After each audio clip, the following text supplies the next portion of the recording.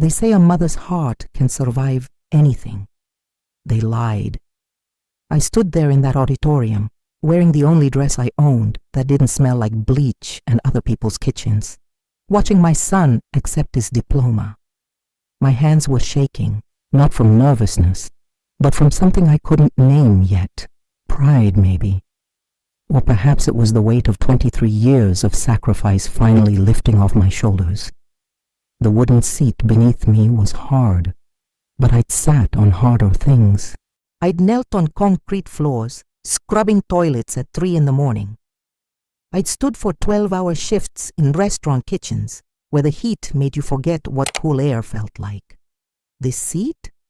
This was a throne compared to the life I'd lived, so my son could be standing up there in that black cap and gown. The applause started and I clapped until my palms burned. My boy, my beautiful boy, valedictorian, full scholarship to medical school already secured. Everything I never had, I'd given him. Everything I never was, he'd become. Then he stepped up to the microphone for his speech. "I want to thank everyone who believed in me," he began, and my heart swelled so big I thought it might crack my ribs. My professors, my mentors, my friends who pushed me to be better. I waited. I waited for my name like a dog waits for scraps. "And I need to acknowledge something difficult," he continued, his voice taking on that tone I'd heard before, that tone he used when he was embarrassed by me in front of his college friends. "I come from nothing. My mother is a failure who never understood education, never achieved anything meaningful. She's worked minimum wage jobs her entire life because she didn't have the intelligence or drive to be more. I succeeded despite her, not because of her." The applause that followed his words felt like bullets. I sat there frozen, while around me hundreds of people clapped. Some even stood. They were applauding my humiliation. They were celebrating my erasure. In that moment, I understood what it meant to die while still breathing. My son, the boy I'd grown inside my body, the child I'd fed with food I didn't eat myself, the teenager whose college fund I'd built with quarters and dollar bills, hidden in a box under my bed, had just declared to the world that I was nothing. Something inside me didn't just break. It shattered into so many pieces I knew I'd never find them all. But here's what they don't tell you about breaking. Sometimes when you shatter, you get to choose what shape you take when you put yourself back together. Before I continue, I need you to do something for me. Tell me in the comments which country you're watching from. It helps me keep this community alive, and it reminds me that I'm not alone in this, because that day, in that auditorium, I felt more alone than I'd ever felt in my entire life. The ceremony ended. People filed out. My son was surrounded by his friends, laughing, taking pictures. I stood up on legs that didn't feel like mine anymore and walked toward the exit. He didn't even look for me in the crowd. I drove home in the car that was held together with prayer and duct tape, the car I'd kept running for 18 years instead of buying a new one because his tuition was more important. And as I drove, I made a decision that would change everything. The next morning, I would go to the bank, and I would close the account that still held $73,000, money I'd been saving for his medical school expenses, for the apartment he'd need, for the life I'd promised to secure for him. But that night, I did something else first. I opened my laptop, the old, slow one that took 5 minutes to start, and I began to research. Because if my son had taught me anything, it was this: knowledge is power. And I was about to become very powerful indeed. Let me take you back. Let me show you how we got here. I was 17 when I got pregnant. His father was 19, handsome, full of promises that dissolved like sugar in rain. He left before the first ultrasound, and I never heard from him again. Some people get to make mistakes and walk away. Others have to raise them. My parents gave me a choice that wasn't really a choice: keep the baby and leave their house, or give him up and stay. I chose my son. I always chose my son. I found work where I could. I cleaned houses while he slept in a carrier on my back. I waited tables with breast milk leaking through my shirt.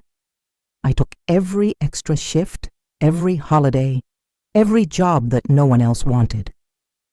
The world wasn't kind to a teenage mother with no education and no support, but I learned to be unkind right back. I learned to survive. When he was 3, I started saving for his college. Not in a bank at first. I didn't trust banks, and besides, I didn't have enough money to meet their minimums. I kept cash in a box under my bed. $5 here, $10 there, sometimes just coins. Once, I found a $20 bill in a coat pocket at the laundromat where I worked, and instead of turning it in, I kept it. I'm not proud of that, but I'm not ashamed either. Survival doesn't leave room for pride. He was a smart kid, scary smart. Teachers called me in for conferences to tell me he was gifted, that he needed special programs, advanced classes. They looked at me with pity when they saw my work uniform, when they smelled the cooking grease in my hair. But they said my son was special, and I believed them.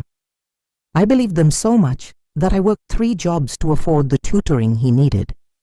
I believed them when I took out loans I couldn't afford for the private high school that would look good on college applications. I believed them when I sold the only piece of jewelry I owned, my grandmother's ring, to pay for his SAT prep courses. Every sacrifice felt worth it because he was going to be different. He was going to escape the life that had trapped me. He was going to be somebody. But somewhere along the way, he started to be ashamed of who had made it all possible. It started small. When he was 14, he asked me not to come to parent-teacher conferences anymore. He said I embarrassed him, that I didn't understand what they were talking about anyway. I went anyway, sitting in the back, saying nothing, just listening. When he was 16, he stopped inviting friends over. Our apartment was too small, too shabby. I wasn't educated enough to talk to his friends who had parents with college degrees and professional careers. When he was 17, he stopped calling me mom in public. I was just her or she when he had to reference me at all. Each small cut felt manageable. I told myself it was normal teenage behavior. I told myself he still loved me. He was just growing up, becoming independent. I told myself that all of this would be worth it when he graduated, when he became successful, when he finally understood everything I'd done for him. Have you ever loved someone so much that you let them hurt you? Have you ever sacrificed everything for someone who couldn't see it? Tell me in the comments. I need to know I'm not the only fool who loved too much. By the time he went to college, I'd saved $68,000. I'd opened a real bank account by then, one with his name on it too, so he could access it for emergencies. I kept adding to it, even though he was on scholarship.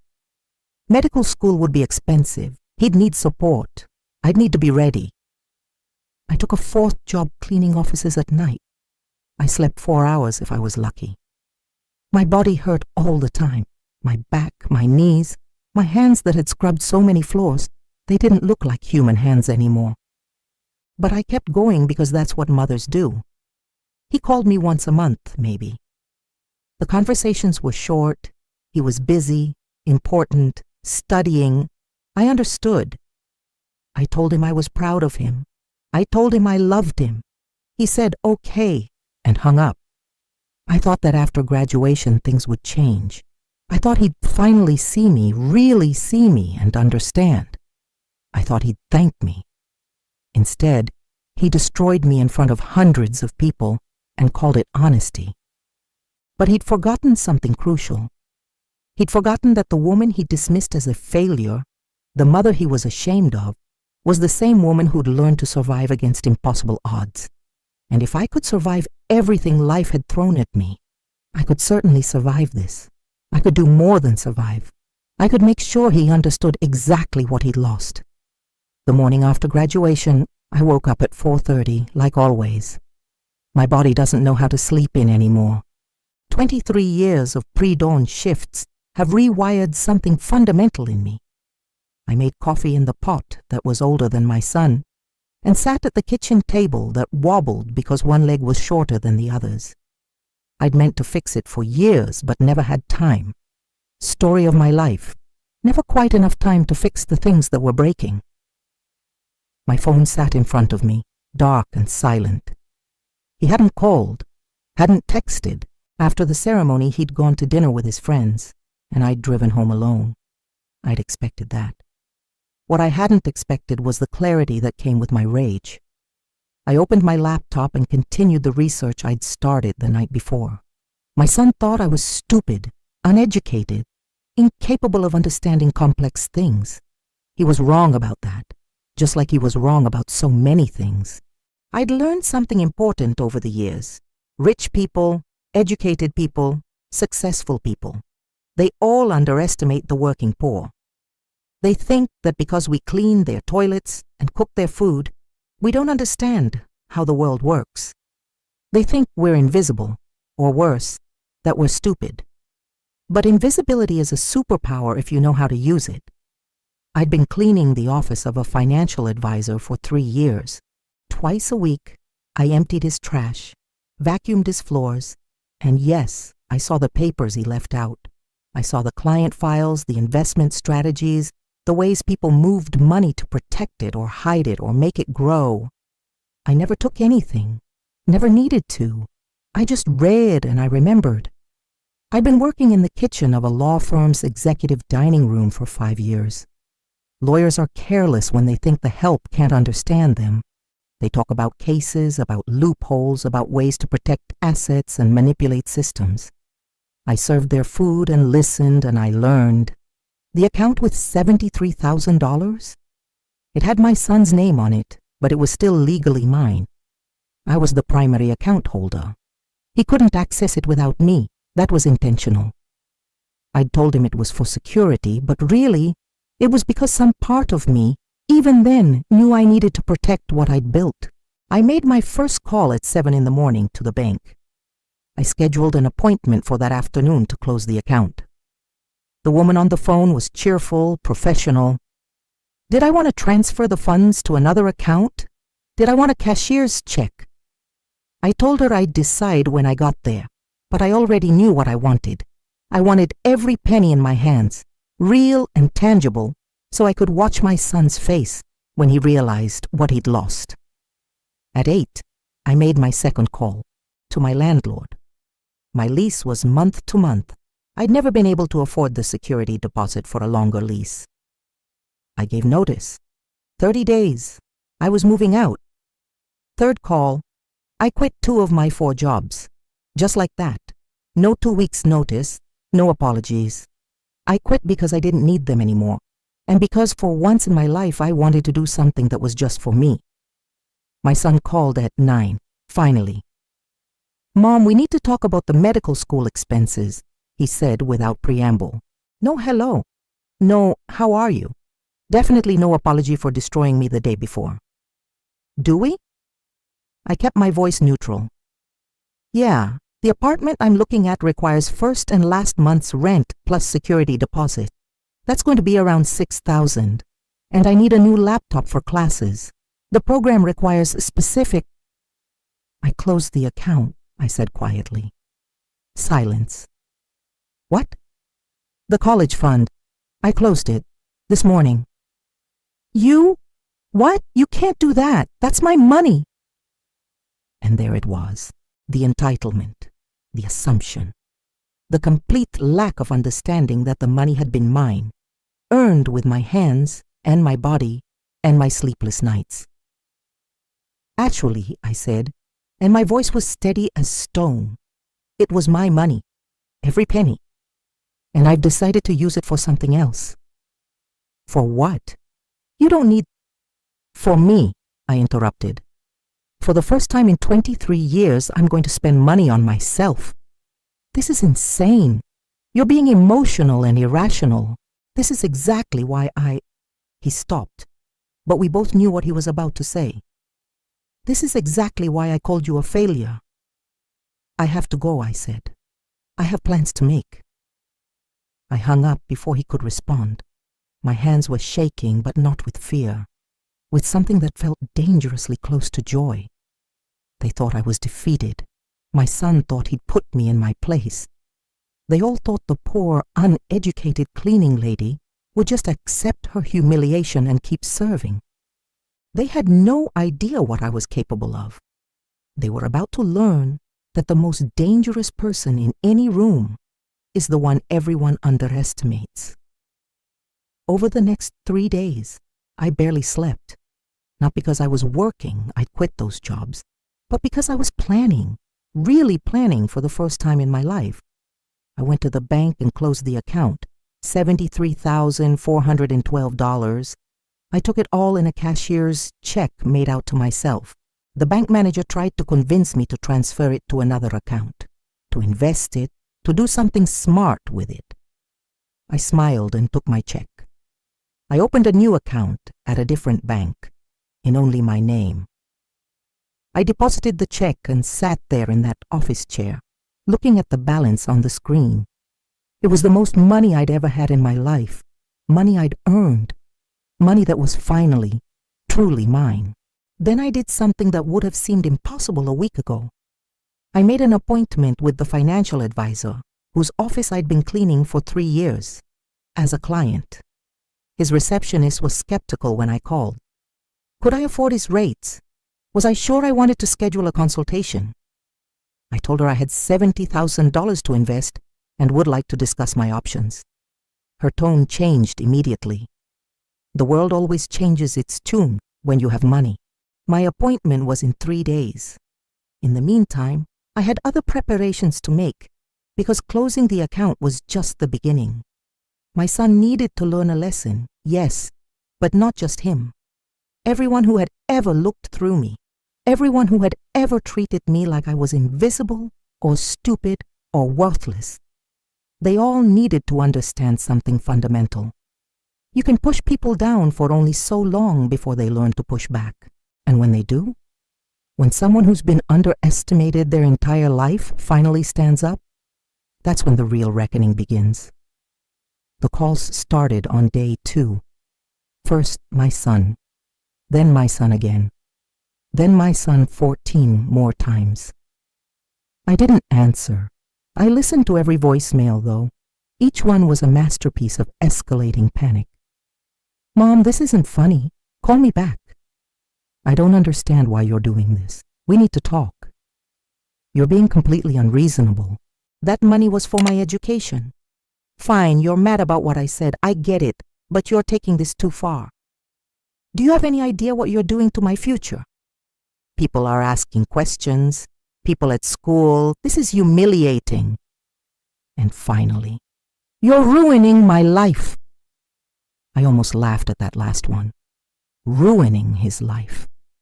He had no idea what ruined actually meant. He'd never wondered where his next meal would come from. He'd never held a toddler on his hip while begging a landlord for 1 more week to make rent. He'd never felt his stomach cramp with hunger because he'd given his food to his child. Ruined. The boy knew nothing about ruined. But then the second wave of calls started, and these were more interesting. His girlfriend, the one from the wealthy family who'd never acknowledged me at graduation, called my son's phone, and he put her on speaker. I know this because he left me a voicemail with their entire conversation. Just apologize to her, she said. Tell her you didn't mean it. But I can't apologize for telling the truth, my son replied. Everything I said was accurate. She is uneducated. She has been a failure by any objective measure. Okay, but she's also the one with $70,000 of your money. It's not about the money, it's about principle. She's being manipulative and emotional, and I won't reward that behavior. Then I guess you'll be taking out student loans like the rest of us. There was a pause. She'll come around. She always does. She lives for me. It's all she has. I deleted the voicemail, but couldn't delete what I'd heard. The casual cruelty. The absolute confidence that I would crumble, that I would come crawling back, that my love for him was a weakness he could exploit forever. He was right about one thing. I had lived for him. Every decision, every sacrifice, every moment of my life had been oriented around his needs, his future, his success. But he was wrong about what would happen next. The third wave of calls came from people I didn't expect. Parents from his high school, people I'd met at various school functions over the years. They'd heard rumors. Was it true I'd cut him off financially? After everything he'd accomplished, how could I be so selfish? One woman, the mother of my son's high school best friend, left me a voicemail that made my blood boil. I always knew you were jealous of his success. You couldn't stand that he became something you could never be. This is just sad. You're punishing him for being better than you. Have you ever been accused of being jealous of your own child? Have you ever been told that your pain is just pettiness? Let me know in the comments. I need to know others have survived this kind of cruelty. The fourth day, he showed up at my apartment. I'd been expecting this. I'd also been packing. Boxes lined the walls. Not many, because I'd never owned much. The furniture was second-hand, the dishes were mismatched, the decorations were non-existent. 23 years in this apartment, and I could pack my entire life in 6 boxes. I heard him coming up the stairs, heard him knock, then knock again, then pound. "Mom, I know you're in there, open the door." I sat on the couch, the one I'd found on the street 15 years ago, and reupholstered with fabric from the clearance bin, and I waited. This is ridiculous. You can't just steal my future because your feelings got hurt. Steal his future. As if I hadn't built that future with my own hands. I said some things I shouldn't have. Fine, I'm sorry, okay? Is that what you want? I'm sorry. Now open the door and let's talk about this like adults. An apology that wasn't an apology. An apology that blamed me for needing one. An apology that was really just a transaction. He'd say words and I'd give him money. I didn't open the door. You know what? His voice changed, became colder. Keep the money. I don't need it. I don't need you. I never did. Everything I am, I built myself. You were just there. And honestly, you held me back more than you helped. So keep your money and your self-righteous anger. I'll be fine without you. I heard him walk away, heard his footsteps fade down the stairs, heard the building's front door slam, and I smiled. Because he thought this was over. He thought I'd taken his money and that was the end of it. He thought the lesson was learned, the punishment delivered, the story complete. He had no idea that I was just getting started. That night, I went to my meeting with the financial advisor. His office was in a high-rise downtown, the kind of building I'd only ever entered through the service entrance. Walking through the front lobby in my best clothes, still obviously cheap, still obviously marking me as someone who didn't belong. I felt every eye on me. The receptionist looked confused when I gave my name. I savored her expression when she checked her computer and confirmed I had an appointment.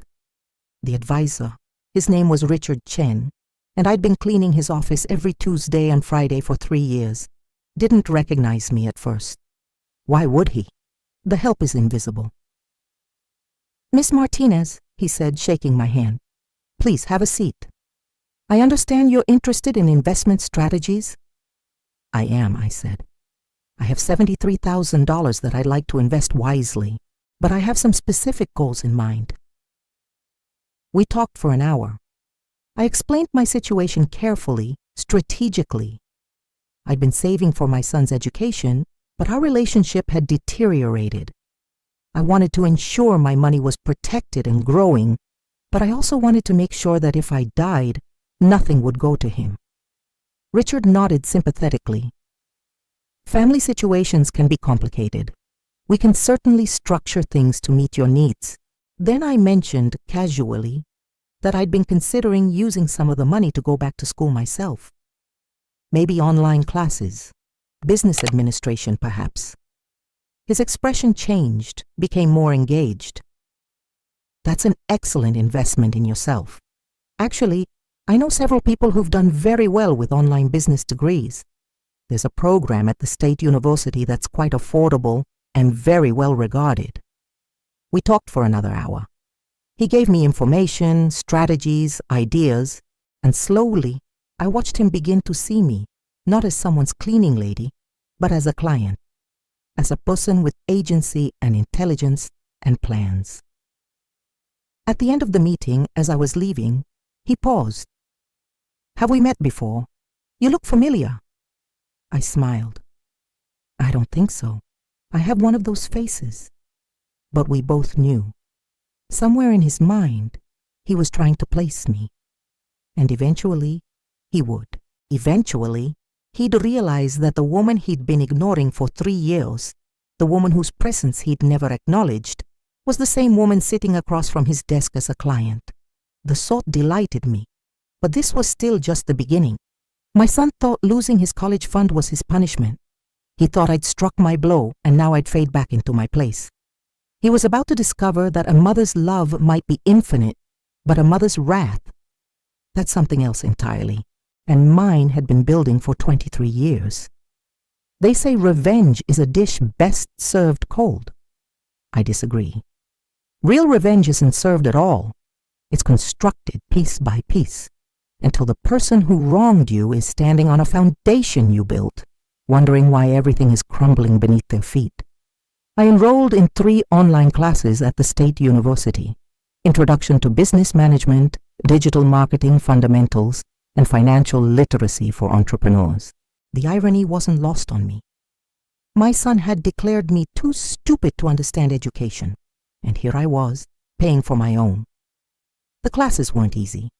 I'd been out of school for 26 years, but I'd been surviving impossible situations for 26 years. And compared to working 3 jobs while raising a child alone, homework was a vacation. I kept one job, the day shift at a small cafe downtown. Not because I needed the money, not anymore, but because I needed to maintain the appearance of normalcy. As far as anyone knew, I was still just a working-class woman scraping by. No one needed to know about the money sitting in my investment account, growing steadily under Richard Chen's management. No one needed to know what I was planning. 2 weeks after graduation, my son sent me an email. Not a call, not a text, an email, formal and cold. "Mother, I've given considerable thought to our situation. I'm willing to forgive your emotional reaction to my graduation speech, though I maintain that I spoke the truth. However, your continued refusal to restore my college fund is damaging both of our futures. I'm prepared to offer a compromise. If you transfer the money back, I'll agree to weekly phone calls once I start medical school. I think that's more than fair. Let me know your decision by Friday." I read it 3 times. Each time, I found something new to marvel at. The entitlement, the assumption that he was offering me something valuable by agreeing to call his own mother, the complete lack of self-awareness. I didn't respond. Instead, I made a phone call to his university. I asked to speak with the financial aid office. I explained that I was the mother of a recent graduate who would be starting medical school in the fall, and I had some questions about his scholarship status and what information they might share with future institutions. The woman I spoke with was helpful, but bound by privacy laws. She couldn't tell me much, but she did confirm something I suspected. Any major changes in a student's financial situation needed to be reported, especially if they'd received need-based aid. My son's full scholarship had been partly need-based, and he'd listed my income on his applications, showing that he came from a low-income household. "What happens," I asked carefully, "if a student's financial situation changes significantly after graduation but before graduate school?" "Well, it would depend on the circumstances. If we discovered that information provided was inaccurate, or if there were material changes that weren't disclosed, it could affect their standing with the institution." I thanked her and hung up. My son had been building his identity on being poor, on overcoming adversity, on rising from nothing. He'd written essays about it, given speeches about it, used my struggles as evidence of the obstacles he'd conquered. But what would happen if people discovered that he'd actually had access to tens of thousands of dollars? That his poor, struggling single mother had actually saved a small fortune for him? that his story of overcoming poverty was built on a foundation he'd abandoned the moment it was no longer useful. I made notes, I researched, I learned. Have you ever discovered that someone was using your pain to build their success? Have you ever been the invisible foundation for someone else's story? Tell me in the comments. This community understands what the world refuses to see. My son called his grandmother, my mother, who I hadn't spoken to in 15 years. She called me. "What have you done?" she demanded. "Marco called me crying. He says you've stolen his future." "I closed a bank account that was in my name," I said calmly. "That money was for his education. How can you be so selfish?" "Did he tell you what he said about me at his graduation?" Silence. "Did he tell you that he announced to hundreds of people that I was a failure, that I was nothing, that he succeeded despite me, not because of me?" "Well, you never did make much of yourself, did you? Maybe he was just being honest." And there it was. The reason I'd left home at 17 and never looked back. The reason I'd raised my son alone rather than ask for help. My own mother believed I was worthless too. "Goodbye, Mom," I said, and hung up. I blocked her number. I should have done it 15 years ago. The month continued. I went to my cafe job, came home, studied for my classes, and slowly, methodically put my plan into motion. I discovered that my son had applied to 5 medical schools and been accepted to 3. His top choice, the one he'd been bragging about on social media, was known for its commitment to diversity and serving underprivileged communities. They loved stories like his: poor kid, single mother, overcoming adversity to achieve excellence. I wondered what they'd think if they knew the truth. I also discovered through my research that he'd started a small nonprofit during college, First Generation Medical Students Unite. It was designed to help students from underprivileged backgrounds navigate the medical school application process. He'd even done some fundraising, collecting donations to provide free MCAT prep for low-income students. Noble, right? Except I knew for a fact that he'd never been low-income. He'd had full access to a college fund worth tens of thousands of dollars. And I had bank statements to prove it. I made copies, I organized files, I prepared documentation. But I didn't send anything. Not yet. Because the thing about revenge is that timing is everything. Strike too early, and people see you as vindictive. Strike too late, and the moment has passed. Strike at exactly the right moment when your target is most vulnerable, most confident, most convinced they've won. That's when you can truly make them understand what they've lost. 6 weeks after graduation, my son posted on social media, "Excited to announce I'll be attending prestigious medical school this fall. Humbled and honored to be the first in my family to pursue advanced education. To everyone struggling, your background doesn't define your future. You can rise above anything. First Gen Med School. Dream big." The post had hundreds of likes, dozens of comments congratulating him, praising him, celebrating his achievement.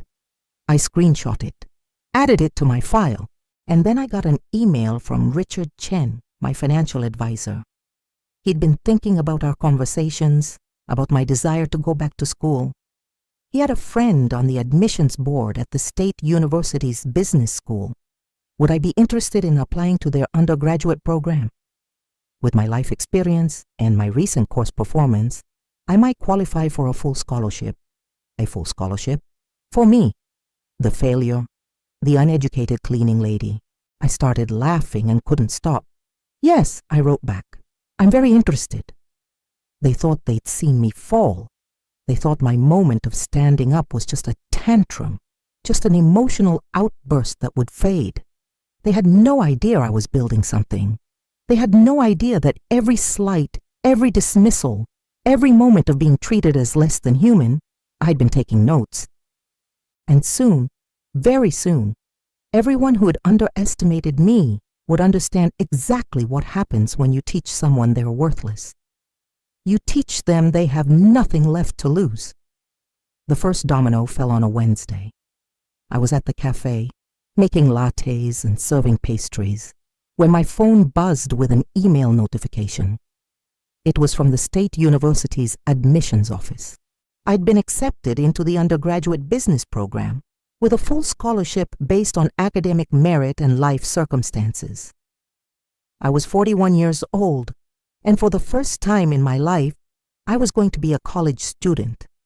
I finished my shift, went home, and sat at my kitchen table, still wobbling, and cried. Not sad tears, something else, something that felt like a door opening after being locked for 23 years. Then I got to work. I'd been patient, I'd been strategic, but now it was time. I started with a letter to my son's medical school. Not anonymous, that would have been cowardly. I put my name on it. I included documentation, bank statements showing the college fund, records of deposits, proof that the account had existed in my name with his as beneficiary. I explained the situation carefully, factually. I wasn't making accusations. I was simply providing information that might be relevant to their commitment to serving underprivileged communities. I noted that he'd been accepted partly based on his story of overcoming poverty. I noted that he'd founded a nonprofit for first-generation medical students. I noted that he'd given speeches about rising from nothing. And then I noted that nothing had included a $73,000 college fund provided by his mother, the woman he'd publicly declared a failure. I didn't ask them to rescind his acceptance. I didn't demand any action. I simply provided facts and let them draw their own conclusions. I sent the letter certified mail on Thursday morning. The second domino fell that afternoon. Richard Chen called me. "I've been meaning to tell you something," he said. "I finally figured out where I know you from." "Oh? You used to clean my office Tuesday and Friday nights, right?" "Yes," I said. No point denying it. "Why didn't you say something when you came in as a client? Would you have taken me seriously if you'd known I was your cleaning lady?" There was a long pause. "I'd like to think so." "But you're not sure?" "No," he admitted. "I'm not sure." "That's honest," I said. "I appreciate honesty. For what it's worth, I'm impressed. What you're doing, going back to school, investing in yourself, it takes courage." "It takes anger," I corrected. "Courage is for people with something to lose. I had nothing to lose, so I could afford to take risks." He laughed, but it wasn't a comfortable sound. "Your son has no idea what he's dealing with, does he?" "Not yet," I said. "But he will." The third domino fell on Friday. My son's nonprofit had a website with a contact form. I filled it out, identifying myself as a potential donor with questions about the organization's mission and leadership. I asked specifically about the founder's background and commitment to the cause. 2 days later, I got a response from one of the other board members, a young woman who seemed genuinely dedicated to the mission. She gushed about my son, about his story, about how inspiring it was that someone from such limited means had achieved so much. I wrote back. I thanked her for her response, and then I asked, casually, if the organization had verified the financial backgrounds of its leadership, given that they were collecting donations meant to help low-income students. I didn't hear back. But 3 days later, my son called me for the first time in 2 months. "What the hell have you done?" His voice wasn't angry. It was panicked. "I don't know what you mean," I said calmly. I was in my first week of classes, sitting in the university library, surrounded by students half my age. I felt more alive than I had in decades. The medical school contacted me. They have questions about my financial aid applications. Someone sent them documentation about a college fund I supposedly had access to. "Did you have access to a college fund?" It was your money. I never controlled it. But you knew it existed. You listed me as low income on your applications. You told stories about poverty and struggle. Were those stories true? Silence. "Marco," I said, and my voice was gentle now, almost kind. This was important. I need you to understand something. Everything I did for you, every sacrifice, every painful choice, I did it because I loved you. I still love you. But you stood in front of hundreds of people and declared that I was worthless. You used my struggles to build your success, and then you threw me away like I was nothing. I didn't mean— Yes, you did. You meant every word. And that's fine. You're entitled to your opinion. But here's what you didn't understand. I'm entitled to my money. I'm entitled to my truth. And I'm entitled to stop letting you build your life on the foundation of my pain. You're destroying my future. No, baby. I'm just stopping the funding for it. Your future is yours to build or destroy, just like mine is. The nonprofit is falling apart. Board members are resigning. People are asking questions. The medical school is reviewing my application. Do you know what you've done? Yes, I said. I've told the truth. Isn't that what you value? Honesty? You said I was a failure. I showed the world what my failure actually looked like. $73,000 saved on minimum wage and sleepless nights. You said you succeeded despite me. I let the world see what despite me actually meant. You're vindictive and I'm finally free, I interrupted. For the first time in 23 years, I'm living for myself. I'm in college, Marco. Did you know that? Full scholarship, business major.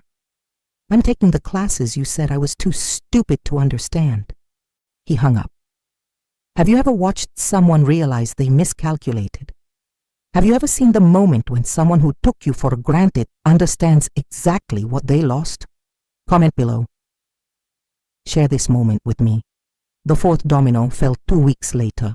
The medical school didn't rescind his acceptance, but they did put him on academic and ethical probation. He'd have to complete additional ethics training before starting classes.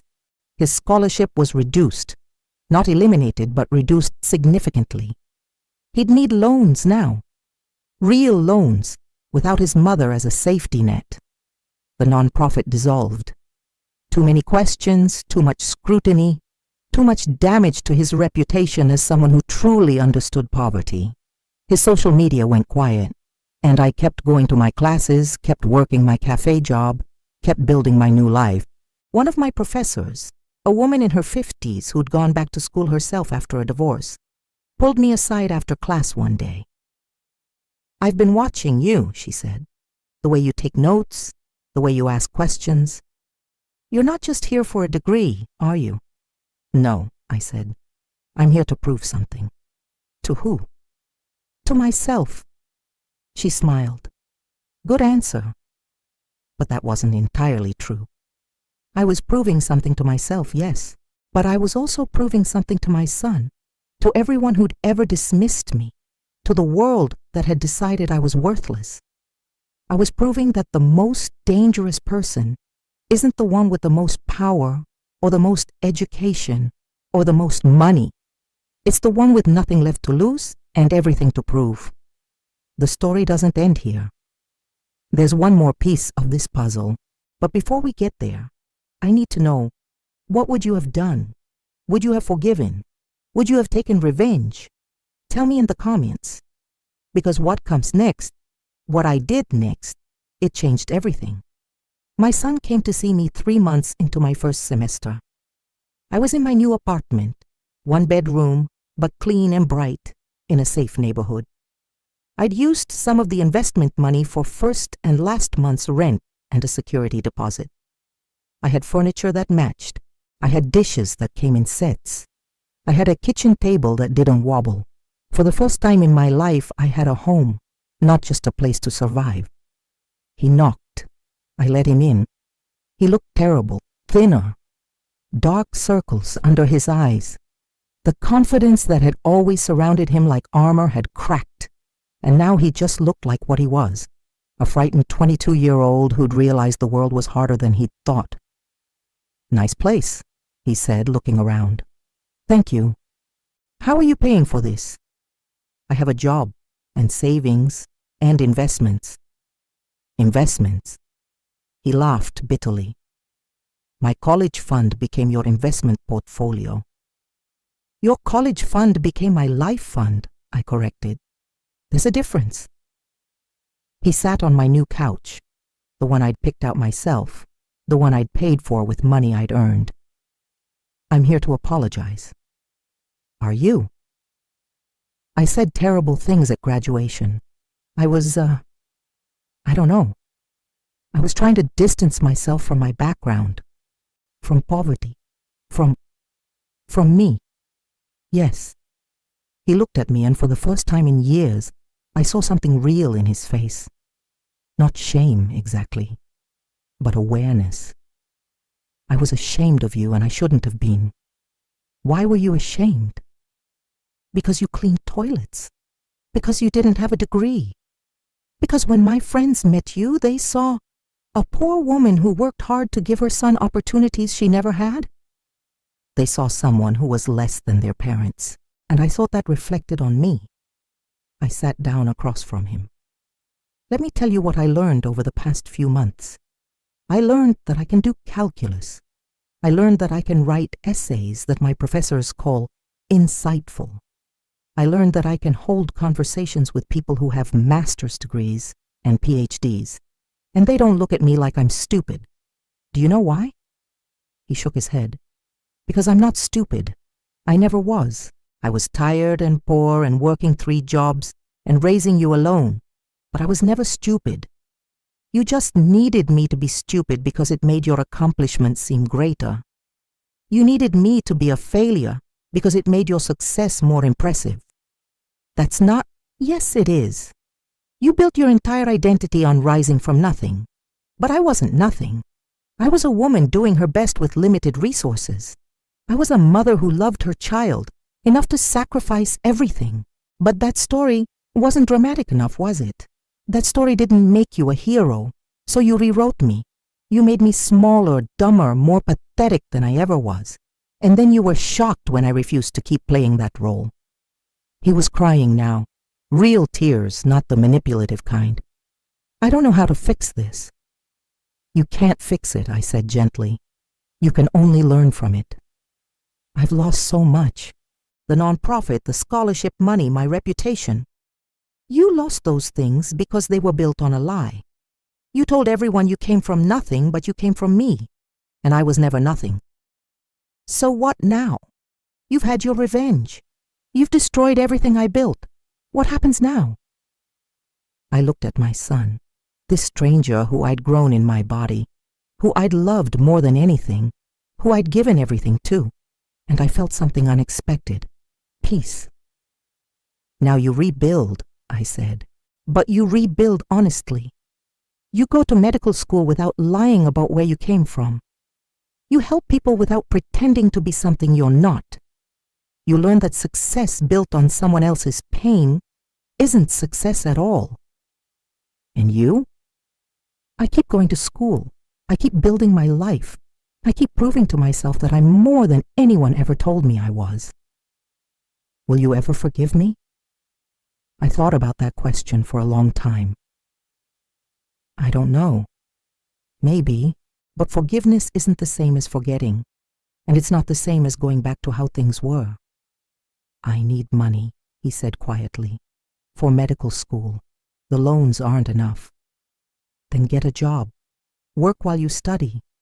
Learn what it feels like to be exhausted and scared and determined all at once. Learn what I lived every day for 23 years. That's not realistic.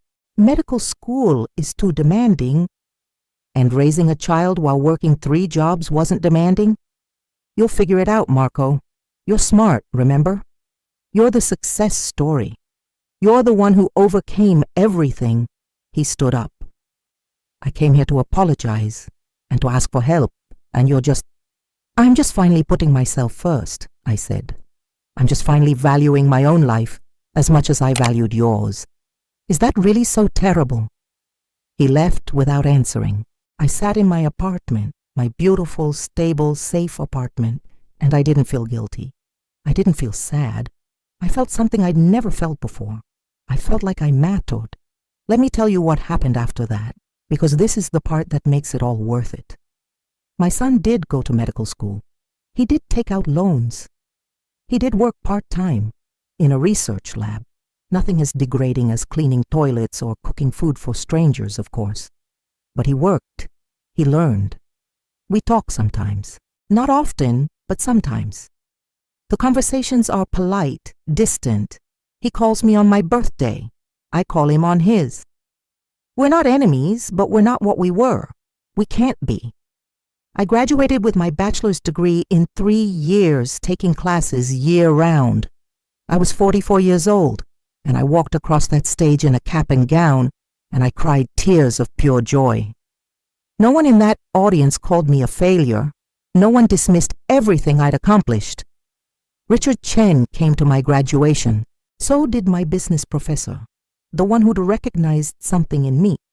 So did 3 of my classmates, women my age, who'd gone back to school for their own reasons, women who understood what it meant to fight for yourself after a lifetime of fighting for others. I started working at a financial literacy nonprofit, teaching other women, especially poor women, single mothers, immigrants, how to manage money, how to invest, how to plan for futures they'd been told they didn't deserve. I used everything I'd learned from cleaning Richard's office, from studying on my own, from my classes. I'm good at it. No, I'm great at it. I'm great at it because I understand what it's like to count pennies. I understand what it's like to choose between groceries and electricity. I understand what it's like to believe you'll never be more than what you are. And I understand what it's like to prove that belief wrong. Last month, I spoke at a conference for financial advisors. The topic was understanding and serving low-income clients. I told my story, all of it. The poverty, the sacrifice, the betrayal, the revenge, the redemption. When I finished, the room was silent. Then they stood. Hundreds of professionals in expensive suits, and they stood and applauded for the woman who used to clean their offices and cook their food. After the talk, a young woman approached me. She was maybe 25, nervous, wearing a suit that was just a little too big. I'm a first-generation college student, she said, working 3 jobs to get through grad school, and my family doesn't understand. They think I'm putting on airs, trying to be better than them. I needed to hear your story. I needed to know it's possible. I looked at her, this young woman who reminded me of myself, who reminded me of my son, who reminded me of everyone who'd ever been told they weren't enough. And I said the thing I wish someone had said to me. You're not trying to be better than them. You're trying to be true to yourself. And that's the most important thing you can ever do. So here's what I learned. Here's what I need you to understand. Revenge isn't about making someone suffer. It's about refusing to keep suffering yourself. Justice isn't about punishment. It's about truth. Love is important, but respect is essential. And you cannot love someone who doesn't respect you without destroying yourself in the process. For 23 years, I believed my value came from my sacrifice. I believed I mattered only as much as I could give to my son. I believed that being a good mother meant erasing myself completely. I was wrong. I matter. Not because I gave birth, not because I sacrificed, not because I worked 3 jobs or saved $73,000 or endured public humiliation. I matter because I exist, because I'm human, because my life has value independent of anyone else's needs or opinions. My son learned that lesson the hard way, but he learned it, and maybe someday he'll teach it to his own children. Maybe he'll tell them about their grandmother, not the failure he once claimed I was, but the woman who refused to accept that definition. The woman who fought back. The woman who rebuilt herself from nothing. Not from nothing. I was never nothing, and neither are you. If this story touched you, if it made you feel less alone, if it reminded you that it's never too late to fight for yourself, I need you to do something for me. Subscribe to this channel, not because I need the numbers, but because this community needs to exist. We need to exist. We need to remind each other that we matter, that our stories matter, that our lives have value beyond what we can give to others. Comment below and tell me, What are you going to start building for yourself? What dream have you put aside because you thought you didn't deserve it? What revenge are you going to take against everyone who ever made you feel small? Your revenge doesn't have to be dramatic. It doesn't have to destroy anyone. Sometimes the best revenge is simply refusing to stay down. Sometimes the best revenge is proving them wrong by becoming everything they said you couldn't be. I'm living proof that it's possible, and you can be too.